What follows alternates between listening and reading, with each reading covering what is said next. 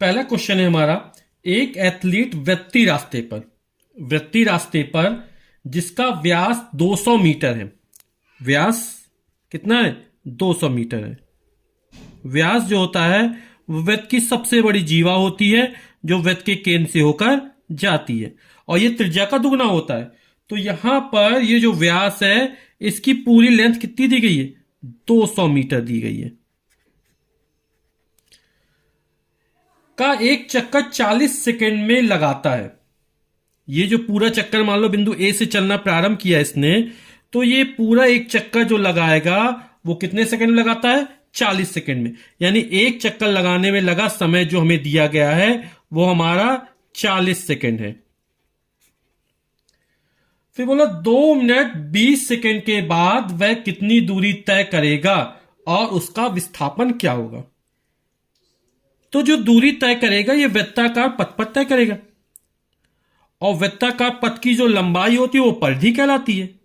और वृत्त की जो परिधि का सूत्र होता है, यानी एक चक्कर लगाने में तय की गई दूरी जो कि वृत्त की परिधि के बराबर होती, और इस परिधि की जो लंबाई होती है वो होती 2 पाई आर, यानी वृत्त की त्रिज्या ज्ञात करनी है। हमें व्यास दिया है 200 मीटर, तो व्यास का आधा कर दें, त्रिज्या निकल आएगी हमारी। तो यहां पर 2 पाई का मान होता 22/7 आर। इस 200 में 2 का भाग कर देंगे, ये डायमीटर डी बराबर हमारा 200 मीटर है, तो आर बराबर हो जाएगा 200/2 यानी कि 100 मीटर। यानी जो वृत्ताकार पथ की त्रिज्या यानी ओ ए की जो लंबाई होगी वो हमारी 100 मीटर होगी। तो यहां पर हमने इसकी वैल्यू 100 रख दी, तो 22 दूनी 44, 44 में 100 का 4400 हो जाएगा, यानी 4400/7। और ये लंबाई है तो इसका जो मात्रक होगा वो हमारा मीटर होगा। हमें एक चक्कर पूरा करने में जो लगा समय वो 40 सेकंड है, और हमसे ये पूछ रहा है कि 2 मिनट 20 सेकंड के बाद। तो 2 मिनट 20 सेकंड हमारा कुल समय है। हम जानते हैं कि 1 मिनट में 60 सेकंड होते हैं, तो 2 मिनट में 2 गुणे 60 और प्लस ये 20, तो 60 दूनी 120 और 20 जोड़ देंगे हो जाएगा 140 सेकंड। यानी हमें ज्ञात करना है कि 140 सेकंड में वो कितनी दूरी तय कर लेगा। एक चक्कर पूरा करने में लगा समय 40 सेकंड है, तो हम क्या करेंगे, 140 में 40 का भाग कर देंगे तो पता चल जाएगा वो इस वृत्ताकार पथ पर या वृत्ताकार रास्ते पर कितने चक्कर लगा रहा है। तो हम चक्रों की संख्या निकाल लेते हैं। कुल समय हमारा 140 सेकंड है, एक चक्कर पूरा करने में लगा समय 40 सेकंड है। 140 में 40 का भाग कर 0 से 0 कट जाएगा, 2 दूनी 4, 2 सत्ते 14, ये निकल आएगा 7/2, यानी कि 2 तिया 6, 1 शेष बचा, 3 सही 1/2, यानी कि 3 पूरे चक्कर लगाएगा, 1 आधा चक्कर लगेगा हमारा 3.5 चक्कर। एक चक्कर में चली गई दूरी जो हमारी है 4400/7 मीटर है, तो 3.5 चक्कर में कितनी हो जाएगी, तो 3.5 के इसमें गुणा कर देंगे तो 2 मिनट 20 सेकंड में तय की गई दूरी हमारी निकल आएगी। तो चली गई कुल दूरी हमारी 3.5 चक्कर है, और एक चक्कर में जो दूरी है वो 4400/7 है हमारी। 3 दूनी 6, 7/2 लिख देंगे इसको, गुणा 4400/7। 7 से 7 कैंसिल, 4400 में 2 का भाग करेंगे तो ये निकाला 2 दूनी 4, 2 दूनी 4, 2200 मीटर, यानी 3.5 चक्कर में, यानी कि 2 मिनट 20 सेकंड में जो तय की गई दूरी निकलेगी वो 2200 मीटर निकलेगी। फिर हमसे कह रहा है कि 2 मिनट 20 सेकंड के बाद विस्थापन क्या होगा। तो विस्थापन यानी डिस्प्लेसमेंट, प्रारंभिक और अंतिम स्थितियों के बीच चली गई न्यूनतम दूरी को विस्थापन कहते हैं। तो 3.5 चक्कर यानी एक चक्कर ये पूरा, फिर दूसरा पूरा, फिर तीसरा पूरा, फिर जब 3.5 होगा आधा चक्कर और लगेगा तो यहां से ठीक जस्ट सामने यहां पर आ जाएगा। मान लो ये बिंदु बी है, तो ए और बी के बीच जो न्यूनतम दूरी कम से कम दूरी होगी, जैसे इस वाले पथ को कहीं लंबी दूरी हो गई, यही सबसे दूरी कम दूरी है, शॉर्टेस्ट डिस्टेंस बिटवीन 2 पॉइंट, है ना। यानी प्रारंभिक और अंतिम स्थितियों के बीच चली गई न्यूनतम दूरी। तो यहां पे न्यूनतम दूरी ये वृत्त का व्यास है और इसकी लंबाई हमको 200 मीटर दी गई है, तो उसका विस्थापन क्या होगा 2 मिनट 20 सेकंड में, तो इसका विस्थापन जो होगा वो वृत्त के व्यास के बराबर होगा, और ये आंसर हो जाएगा हमारा, कितना हो जाएगा विस्थापन 200 मीटर।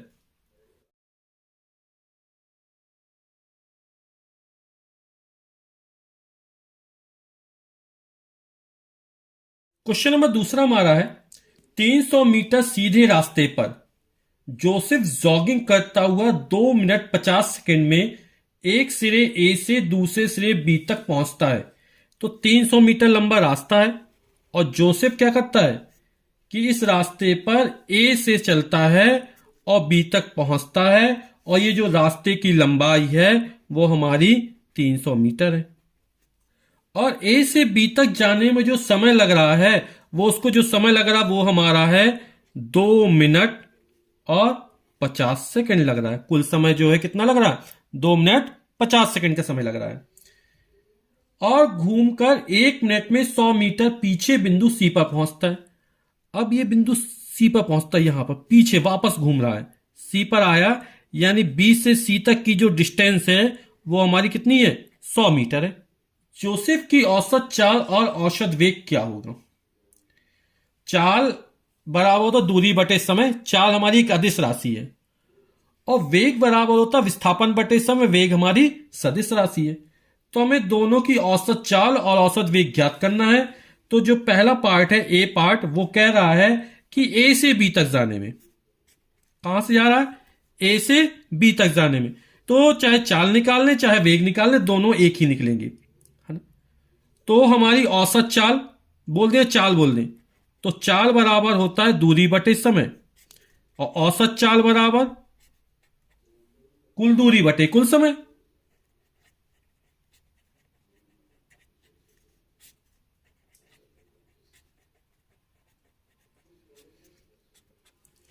तो जो कुल दूरी है हमारी वो कितनी है 300 मीटर की दूरी है, और यहां से ए से बी तक जाने में जो समय लगा वो 2 मिनट 50 सेकंड लग रहा है। तो हम जानते हैं 1 मिनट बराबर 60 सेकंड होते हैं, तो 60 का गुणा कर दिया और प्लस 50 इसमें हम जोड़ देंगे, तो जो हमारा निकलेगा वो 300 बटे 60 दूनी 120, 120 से 50 जोड़ेंगे तो 170, तो जो आंसर निकलेगा वो मीटर पर सेकंड में निकलेगा। तो 10 से 10 कैंसिल, ये निकलेगा हमारा 30/17 मीटर पर सेकंड। और जब भाग देंगे तो इसकी वैल्यू निकल आएगी 30, 17 एकम 17, 1.76 मीटर पर सेकंड। फिर ए से बी तक विस्थापन जो होगा वो हमारा इतना ही रहेगा 300 मीटर, समय उतना ही है। तो जो हमारा औसत वेग निकलेगा यानी विस्थापन बटे समय, तो विस्थापन प्रारंभिक और अंतिम बिंदु के बीच चली गई न्यूनतम दूरी को, और ये सीधी रेखा है तो विस्थापन और दूरी दोनों समान रहेंगे, अतः औसत चाल औसत वेग दोनों के मान कैसे निकलेंगे समान निकलेंगे। जो बी पार्ट है वो कह रहा है ए से सी तक जाने में, तो ए से सी तक पहुंचे कैसे, पहले हम ए से बी तक गए हैं और फिर बी से सी तक आए, यानी कि हम सीधे लगा देंगे कुल दूरी बटे कुल समय। तो यहां पे कुल दूरी ए से बी तक जाने में कुल दूरी हमारी 300 मीटर है, फिर बी से सी तक वापस आने में कुल दूरी हमारी 100 मीटर है, बटे कुल समय ए से बी तक जाने में जो समय लगा वो हमारा 2 मिनट 50 सेकंड है, यानी हमने निकाला था कितना 170 सेकंड हो गया था हमारा। प्लस जब बी से सी तक हम वापस आए थे तो जो हमें समय लग रहा वो 1 मिनट था, तो 1 मिनट बाद 60 सेकंड, तो हम 300 में 100 जोड़ा हो गया 400, 17 6 23, ये 230 हो गया, 10 से 10 कैंसिल हो जाएगा, 40/23, और 40 में 23 का जब भाग करेंगे तो जो वैल्यू आएगी वो हमारी आएगी 1.739, तो ये हमारे औसत चाल इतने मीटर पर सेकंड निकल आएगी। अब हमसे बोला वेग कितना होगा, तो ए से बी तक गया, बी से सी पर फिर वापस आए, तो वेग बराबर होता है विस्थापन बटे समय। तो यहां से ए से सी तक विस्थापन, और विस्थापन जानते हैं दो बिंदुओं के बीच चली गई न्यूनतम दूरी, तो न्यूनतम दूरी हमारी कितनी है, यहां से यहां तक 300 है, ये 100 कम हो जाएगी, तो ये जो दूरी बचेगी वो हमारी 200 मीटर बचेगी। तो ए से सी तक का जो विस्थापन होगा वो 200 मीटर होगा, और जो लगा कुल समय होगा तो कितना होगा, ये पूरा होगा 230। तो हमारा जो औसत वेग निकलेगा, औसत वेग बराबर होगा विस्थापन बटे कुल समय। तो विस्थापन की जो वैल्यू है वो हमारी 200 मीटर ए से सी तक जाने में, और जो लगा समय है वो हमारा 230 सेकेंड है। 200 में 230 का भाग करेंगे तो ये निकलेगा हमारा 0.869 मीटर पर सेकेंड। यही हमारा आंसर हो जाएगा।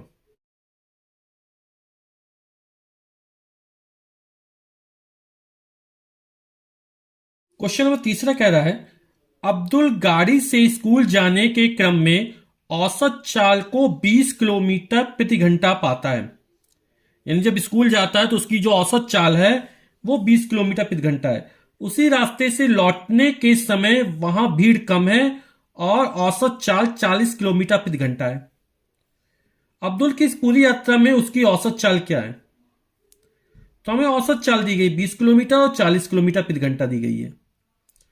तो हम मान लेते हैं कि माना कि अब्दुल को स्कूल जाने में जो दूरी तय करता है, यहां से स्कूल गया तो स्कूल जाना दूरी तय होगी, तो ये दूरी हमने x किलोमीटर मान ली।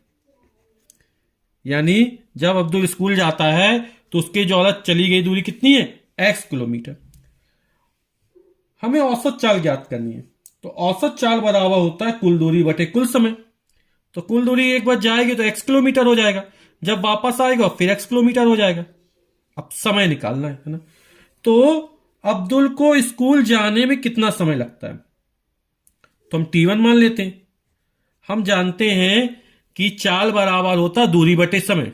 चाल बराबर दूरी बटे समय, यही सूत्र हमें ध्यान रखना है।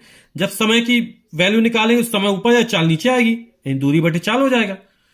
तो यहां से स्कूल जाने में अब्दुल को स्कूल जाने में कितना समय लगता है वो निकाल लेते हैं। तो समय बराबर दूरी बटे चाल। दूरी हमारी x किलोमीटर है और चाल कितनी है? जब स्कूल जाता है तो उसकी औसत चाल है 20 किलोमीटर प्रति घंटा। ये हमारी चाल होगी इसकी। तो ये हमारा किलोमीटर प्रति घंटा, तो ये आंसर किसमें निकलेगा? घंटा में निकलेगा। फिर स्कूल से वापस आने में कितना समय लगता है? उसको हमने t2 मान लिया। तो फिर समय बराबर दूरी बटे चाल। दूरी हमारी x किलोमीटर लिख देते इस वक्त, किलोमीटर बटे, और जो चाल है वो 40 किलोमीटर प्रति घंटा है।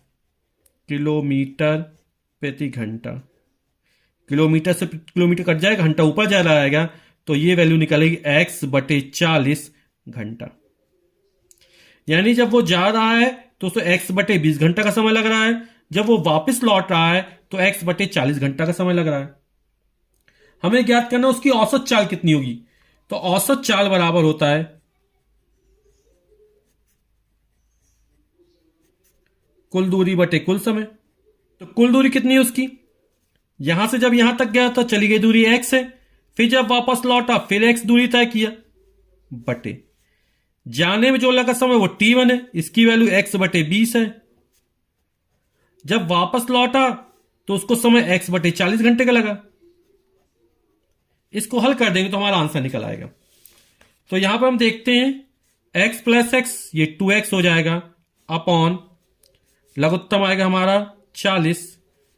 20 में 40 का भाग करें, 20 दूनी चाहिए 2 बार गया, 2 का x में गुणा करेंगे 2x हो जाएगा, प्लस 40 में 40 का भाग करेंगे एक बार जाएगा, x एकम x हो जाएगा। तो इसको हल करेंगे तो ये आ जाएगा 2x अपॉन 2x में x जोड़ेंगे 3x बटे 40। अब बटे के नीचे बटे लेगा, बटे की संख्या पलटी के ऊपर जाएगा, गुणा हो जाएगा, तो हो जाएगा 2x गुणे 40 बटे 3x। इसको पलट देंगे, x से x कैंसिल, ये हो जाएगा 40 दूनी 80 बटे 3, और 80 में 3 का भाग करेंगे तो 3 दूनी 6, 7 8 2 बचा, 20 हो गया, 3 छंग 18, 2 बचा, फिर 20 हो गया, 2.666 निकलेगा। यानी इसको लिख सकते हैं तो लगभग 26.67। और चाल का मात्रक होता है मीटर प्रति सेकेंड। यहां पर किसमें है? किलोमीटर प्रति घंटा में है, तो निकलेगा किलोमीटर प्रति घंटा आंसर।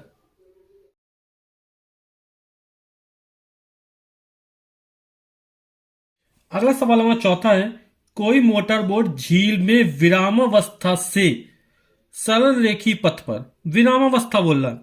विरामावस्था का मतलब हो गया कि जो मोटर बोट है वो विराम से चलना प्रारंभ करेगी, है ना, यानी उसका जो प्रारंभिक वेग होगा, प्रारंभिक वेग यानी यू, इनिशियल वेलोसिटी, वो कितना होगा, 0 होगा। से सरल रेखी पथ पर 3 मीटर पर सेकंड स्क्वायर के नियत त्वरण से, मात्रक समय पहचान हो जाती है कि भौतिक राशि कौन सी है। जो त्वरण है वो हमारा कितना दिया गया है, 3 मीटर पर सेकंड स्क्वायर, नियत त्वरण से 8 सेकंड तक चलती है। जो समय दिया गया है वो हमें 8 सेकंड दिया गया है। इस समय अंतराल में मोटर बोट कितनी दूरी तय करेगा, मोटर बोट के द्वारा चली गई दूरी एसएम की वैल्यू हमें ज्ञात करनी है। तो गति का हम ऐसा समीकरण यूज करते हैं जिसमें यू भी हो, ए भी हो, टी भी हो, एस भी हो। तो बिल्कुल सही पहचाने आप लोग कि यहां पर गति का हम दूसरा समीकरण लगाएंगे, और गति का जो दूसरा समीकरण है वो हमारा है s equal to u t plus half of a t square. सारी वैल्यू पुटअप कर देते हैं। u की वैल्यू 0, t की वैल्यू 8 सेकेंड प्लस 1/2, a की वैल्यू 3 और t की वैल्यू 8 का वर्ग। तो इसको हल करते हैं, 0 8 का गुणा करेंगे 0 हो जाएगा हमारा, प्लस ये हो जाएगा हमारा 1/2 गुणा 3, 8 का वर्ग 64, 64 में 2 का भाग जाएगा तो आएगा 32। तो ये हो जाएगा हमारा 0 प्लस 32 गुणा 3 और 32 दिया 96, तो ये हमारा निकलेगा 96। ऐसे दूरी का मात्रक यहां पर लगेगा हमारा मीटर। तो मोटर बोट के द्वारा जो चली गई दूरी है वो हमारी 96 मीटर निकल आएगी। इसके बाद 5वां सवाल है जो 6वां सवाल, और ये हमारा 8वां सवाल है, ग्राफ पर आधारित है। तो इन सवालों को हम अगले वीडियो में देख लेंगे। हम एक जैसे सवाल लगाने का प्रयास करते हैं। तो अब इसके बाद लगाते हैं क्वेश्चन नंबर 7वां। क्वेश्चन नंबर जो 7वां वो कह रहा है 20 मीटर की ऊंचाई से एक गेंद को गिराया जाता है। 20 मीटर की ऊंचाई से, ये जो ऊंचाई दी गई है वो कितनी दी गई है, 20 मीटर। इस ऊंचाई से किसी गेंद को गिराया जाता है। तो जब गेंद को छोड़ेंगे, तो ऐसे नहीं हमने फेंका है, गिराया गया है, मतलब कि यहां पर गेंद कैसी थी, विरामावस्था में थी, है ना, यानी कि गेंद का जो प्रारंभिक वेग था u, उसकी वैल्यू कितनी थी, 0 थी। अब 20 मीटर उसके द्वारा चली गई दूरी, तो चली गई दूरी s बराबर जो हो जाएगी वो हमारी 20 मीटर हो जाएगी। हम पहले प्रतीक को लिख देते हैं जो इसके सिंबल है, तो सवाल लगाने में आसानी हो जाती है, कौन सा सूत्र लगेगा पता चल जाता है। यदि उसका वेग 10 मीटर प्रति सेकंड स्क्वायर के एक समान त्वरण की दर से बढ़ता है, जो त्वरण एक्सीलरेशन ए दिया गया उसकी वैल्यू दी गई है 10 मीटर प्रति सेकंड स्क्वायर, चाहे इस फॉर्म में लिख लें, चाहे लिख दें 10 मीटर पर सेकंड स्क्वायर, या मीटर सेकंड की घाते -2। तो ये त्वरण दिया ए, तो यह किस वेग से धरातल से टकराएगी, यानी यहां से गिरी विराम से, और जब टकराएगी उसमें कुछ ना कुछ वेग आ जाएगा, यानी जो फाइनल वेलोसिटी वो हमें ज्ञात करना है। तथा कितने समय पश्चात ये धरातल टकराएगी, यानी यहां से जब यहां तक आ रही है तो उसको कितना समय लग रहा है यहां तक आने में, वो टी ज्ञात करना है। यानी फाइनल वेलोसिटी, अंतिम वेग, और समय की हमको गणना करनी है। तो गति का समीकरण जिसमें एस हो, यू हो, ए हो, वी हो, तो गति का ऐसा कौन समीकरण है, तो गति का हम तीसरा समीकरण यूज कर देते हैं। तो गति का तृतीय समीकरण है हमारा v square equal to u square plus 2as। v का मान हमें ज्ञात करना, u का मान 0 का स्क्वायर प्लस 2, a की वैल्यू हमको 10 दी गई है और s की वैल्यू हमको 20 दी गई है। तो ये हो जाएगा 0, 20 दहाम 200, 200 दूनी 400। तो जो v स्क्वायर की वैल्यू निकली वो हमारी निकली 400। दोनों पक्षों का वर्गमूल ले लेंगे तो जो v का मान निकल आएगा वो निकलेगा 20। तो जो हमारी चाल होगी वो 20 मीटर प्रति सेकंड हो जाएगी हमारी।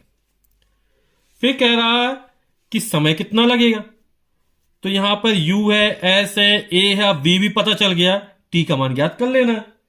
तो हम क्या करेंगे, गति का पहला समीकरण यूज कर देंगे, और गति का पहला समीकरण हमारा v equal to u plus a T.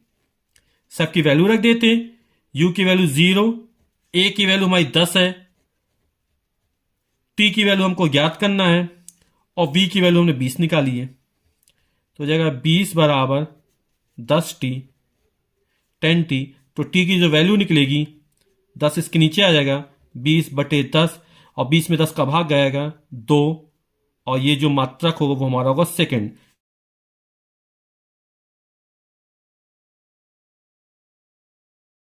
अगला सवाल क्वेश्चन नंबर 10वां बोला, एक कृत्रिम उपग्रह 42,250 किलोमीटर की त्रिज्या, जो त्रिज्या आर की वैल्यू दी गई है वो हमें दी गई है 42,250 किलोमीटर km की वृत्ताकार कक्षा में घूम रहा है। यदि वह 24 घंटे में पृथ्वी की परिक्रमा करता है, तो वृत्ताकार कक्षा में घूम रहा है, और परिक्रमा यानी एक चक्कर पूरा करने में जो समय लग रहा है वो कितना लग रहा है, 24 घंटे लग रहा है। तो उसकी चाल ज्ञात करना, तो चाल बराबर होता दूरी बटे समय हमारा। तो ये वृत्ताकार पथ पर गति कर रहा है, तो वृत्ताकार जो पथ की जो लंबाई होती है वो परिधि कहलाती है, यानी एक चक्कर जब पूरा करेगा तो परिधि के बराबर जो दूरी तय कर लेगा, यानी जो तय की गई दूरी होगी चाल बराबर दूरी बटे समय, तो दूरी का जो मान होगा वृत्ताकार पथ के परिधि की लंबाई हो जाएगी, तो वो हो जाएगी 2πr, और बटे समय, और समय हमारा क्या है 24 घंटे, यानी टी का मान रख देंगे। तो यहां पे आर की वैल्यू 42,250 रख देंगे और समय का मान 24 घंटे रख देंगे, तो हमारा जो आंसर निकलेगा चाल वो किलोमीटर प्रति घंटे में निकल आएगी। जैसे में आंसर किलोमीटर पर सेकेंड में दिया गया है, तो हम 24 घंटे को सेकेंड में बदल लेंगे, और 1 घंटा बराबर होता है 60 मिनट, और 1 मिनट बराबर 60 सेकेंड, तो 1 घंटा जो बराबर हो जाएगा वो हमारा हो जाएगा 3600 सेकेंड। तो यदि 3600 का हम भाग कर देंगे तो जो आंसर निकलेगा वो हमारा किलोमीटर प्रति सेकेंड में निकल आएगा।